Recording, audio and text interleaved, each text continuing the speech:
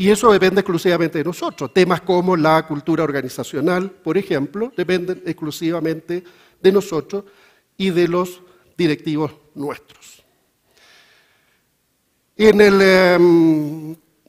el marco de la modernización del Estado, ha habido distintas olas de reformas. Y nosotros fuimos objeto de una primera ola de reformas después del consenso de Washington, finales de los 80, que implicó una reducción drástica del Estado, la jibarización del Estado, una reducción también del papel del Estado en la sociedad.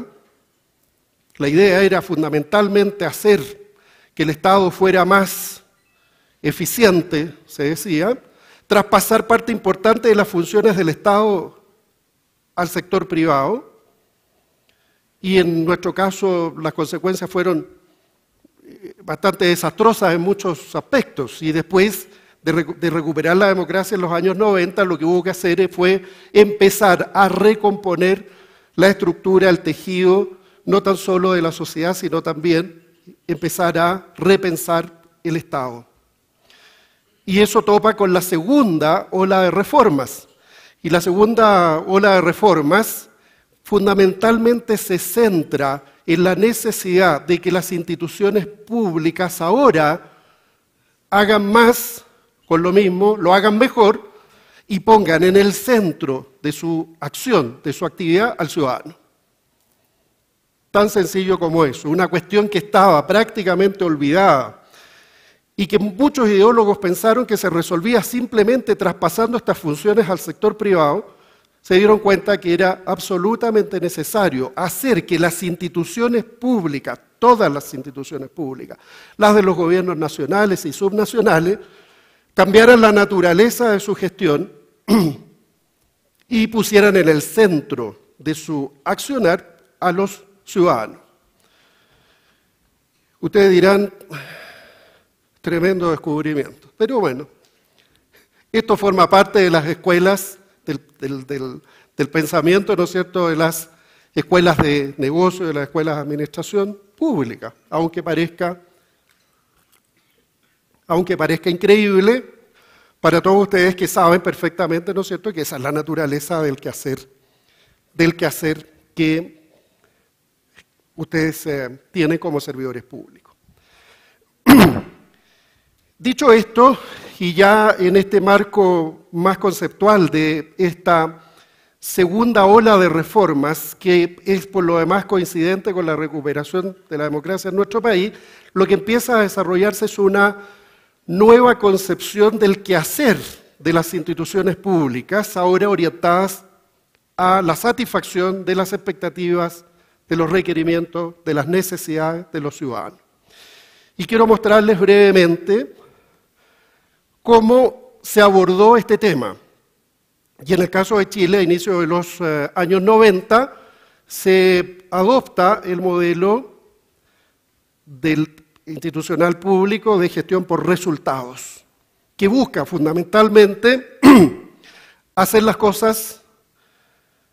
de manera transparente, rindiendo en lo posible cuentas a la sociedad,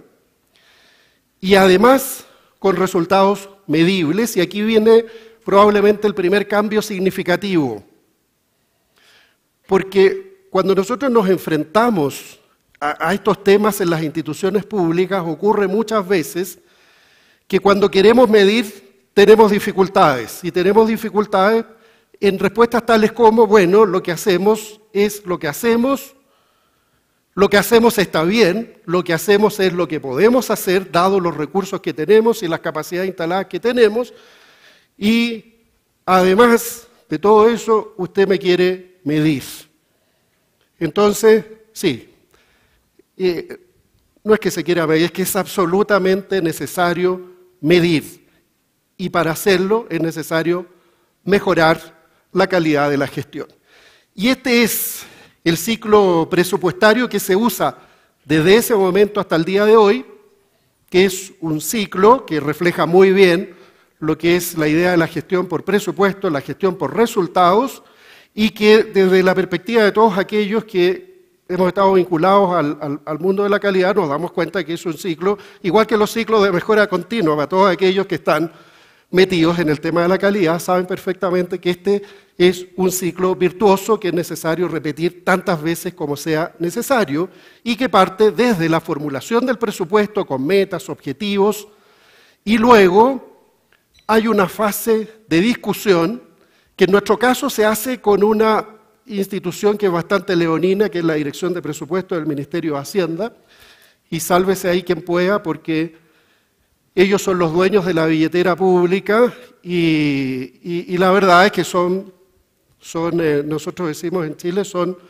amarretes en general, cuidan mucho los recursos públicos, lo que está muy bien, pero muchas veces pierden esta óptica de componentes que van más allá de simplemente cuantificar el gasto, que tiene que ver con unas externalidades muchas veces muy importantes o con el impacto que tienen ciertas iniciativas públicas. Y luego viene la ejecución, para lo cual las instituciones tienen que tener una serie de indicadores de desempeño que son los que hay que ir midiendo momento a momento y luego, bueno, hay que comparar. Y ojalá no dar explicaciones, porque lo peor, ¿no es cierto?, es cuando uno tiene que explicar por qué no se alcanzó a gastar el presupuesto, por ejemplo, o por qué se quedaron parte del presupuesto comprometido para el año siguiente, en circunstancias que el año siguiente hay un ciclo presupuestario distinto. Esta manera de gestionar ha sido muy importante porque permitió el ordenamiento de los servicios públicos en general. Permitió que ajustaran su gasto, permitió que establecieran metas de desempeño, que éstas fueran transparentes y que fueran medidas externamente. Por lo tanto, en la década del 90 lo que ocurrió fue establecer este sistema y asociarle lo que eran los programas de mejoramiento de la gestión, que eran las metas que había que seguir. Y luego, un sistema mucho más robusto de control de gestión asociado ahora a sistemas de gestión de calidad. Y bueno, en los años 2000, en la década que estamos viviendo, hay cierta liquidez, decimos, ¿no es cierto?, como se dice en finanzas, respecto al momento que estamos viviendo, porque lo que se ha establecido es una cierta libertad para optar, para que las instituciones opten por caminos alternativos siempre y cuando den cuenta de resultados. Aquí está, ustedes tienen las transparencias en el CD, pero hay 30 años en el fondo de políticas públicas que parten precisamente desde esta definición del control de la gestión pública por resultado y que ahora nos tiene en este esquema, que es un esquema que afecta directamente la calidad de la gestión de las instituciones públicas y que se define como el programa marco básico primero, en que lo que se hacía era, estamos finales de los 90, lo que se hacía era definir unas ciertas áreas y sistemas de gestión de las instituciones públicas homologables, asociarlos a indicadores de desempeño y en función de eso entregar unos incentivos salariales,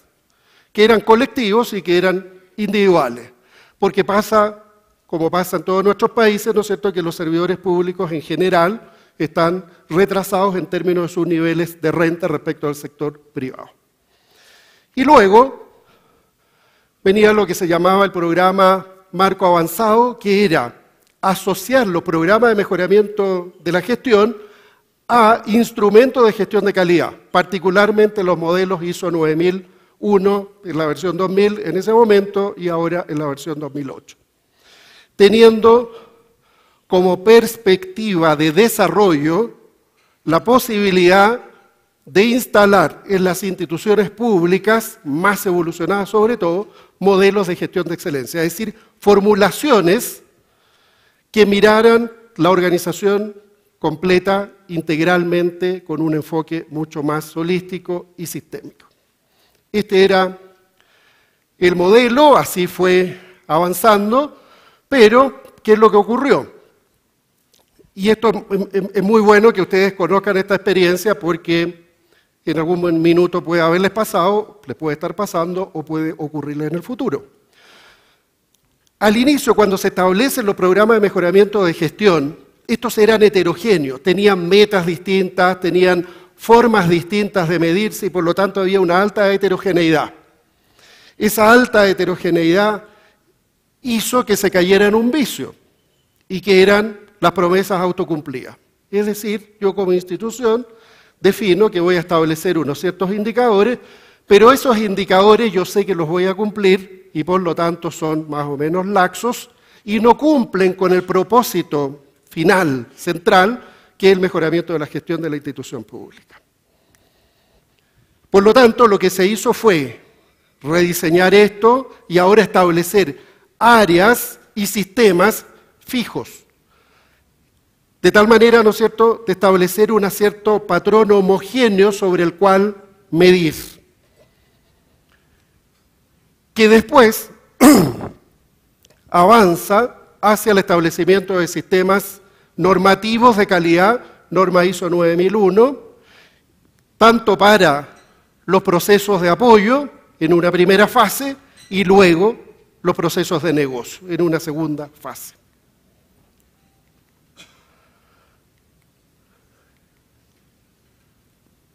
Algunos principios del programa Marco. Primero, que tenían que establecerse algunos indicadores que fueran pertinentes a la gestión de la institución, algo bastante obvio. Segundo, que fuera un sistema simple y comprensible, es decir,